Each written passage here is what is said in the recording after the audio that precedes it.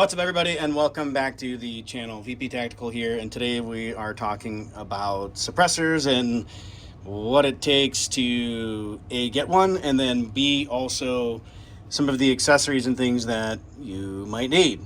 So again, I've mentioned this before on my channel. Any support is much appreciated. Small channel, trying to grow my presence out there and just share things that I've learned with everybody else, because these are questions that I've had before too. And so, if you like my content, I would certainly appreciate the like, subscribe, and then also hit that bell notification so that way you know when I drop new content, because I do. But yeah, so let's just dive right in. And so obviously we're looking at a couple of different things here. Suppressors, this is obviously going to be your first start. Where do you go? What do you do? And so essentially with the suppressor, this is something that's regulated by the ATF. You purchase it through typically a local gun shop. It might be online. A company called Armory Craft. There's Silencer Co. There's Silencer Shop. The list goes on and on. You basically go online, you make the purchase, or you could go into your local gun shop. You're going to fill out some paperwork, essentially what we call a Form 4. And basically that's going to go to the ATF and you're going to wait. And this one was around 222 days. This one was somewhere close to 300 days, in that neighborhood. And so the short of it, once you get your approval from the ATF, then what, right? So now you got to think about how to attach said suppressor to your host firearm. And you can do that a number of different ways.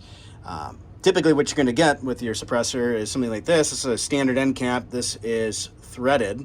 And so this would be something that you would use on a fixed barrel, which most pistols are not. There are few, but there's very rare. So if you look at when this pistol is cycled here, and I'm knocking stuff over, you'll see that there's a bit of a cant there, and that's because it's a tilting barrel. And so what you need to use on that is a Nielsen Booster / piston combo. And so what that allows the suppressor to do, so that way it's not carrying all that reciprocating weight of the suppressor and potentially affecting the mechanism of the slide, or at least as far as the operation of it.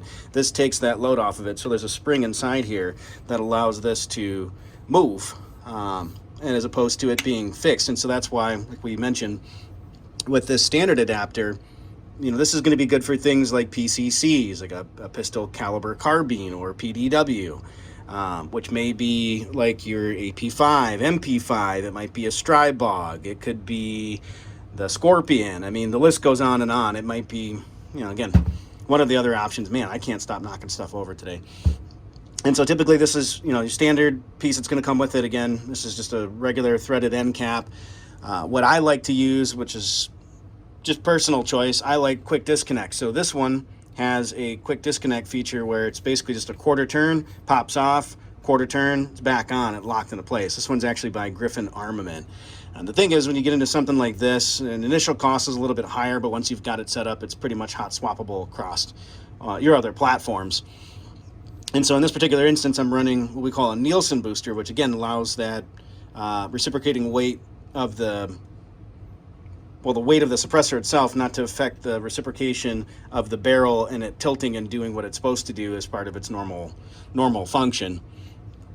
And again, with these, like I said, initial higher startup costs, you have the barrel adapter itself, which is going to get mounted on your barrel, and then you have the other end, which is going to be part of the piston, which has that quick disconnect feature. So basically, for every single gun that you have, every pistol, you're going to have one of these barrel adapters, and they come in varying sizes. So if you have different calibers, so on and so forth. So something to keep in mind. Alternatively, again, for your PCCs, you might use the standard threaded. Only downfall something like this is that it could walk off, meaning that over time as you're shooting, just the vibration and everything, this could come loose, and then you have to check it. Problem is, when suppressors get hot, that may not be as easy to do, especially if you're doing mag dumps or whatever.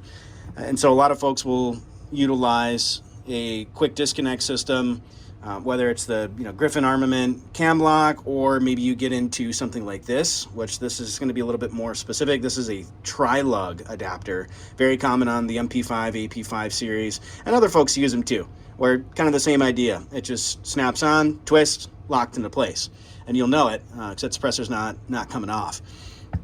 Alternatively, and again, there's a number of different manufacturers out there you can purchase these different adapters for. These two cans that you're seeing right here, this is YHM, the R9, and then the YHM Turbo. This is the original. And so something like this, you'll see it actually has, you know, your threads in here, just as this one does, but it also has teeth. So this particular one has a option for a comp or a flash hider, and then as it screws in, it ratchets against these teeth, and that's basically what locks it into place. And so there's a number of different mechanisms and things out there that you may use to actually attach the suppressor to the host firearm. It just depends on really what you want to do. Certainly you could always drop thoughts, questions, comments below.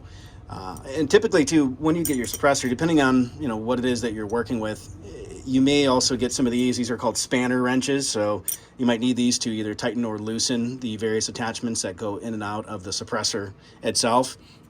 And you may also see folks out there at the range with something like this. This is a suppressor wrap. This one actually happens to be from Mechanics. So if you're familiar with those Mechanics gloves, I never knew that they actually sold these. And you can also get them from Silencer Shop and other companies as well. And so one of the main benefits of utilizing something like this is so that way you avoid heat mirage, where basically with the suppressor, because it's getting so hot on the very end, it may give that mirage, kind of like what you see on the freeway in the hot summer days, and it kind of looks like a little bit of a mirage. And so these covers are supposed to avoid that. But the bigger upside for me is it allows me to be able to remove the suppressor, if I so wished, without burning the living daylights out of my hands. So once you get through a couple of magazines on your gun, these things are going to get hot. And so that's one of the downfalls, is that, you know, if you wanted to shoot without it or take it off, it's going to be very, very hot. And so other guys might carry like an oven mitt or something else like that, to each their own. I would rather have something like this.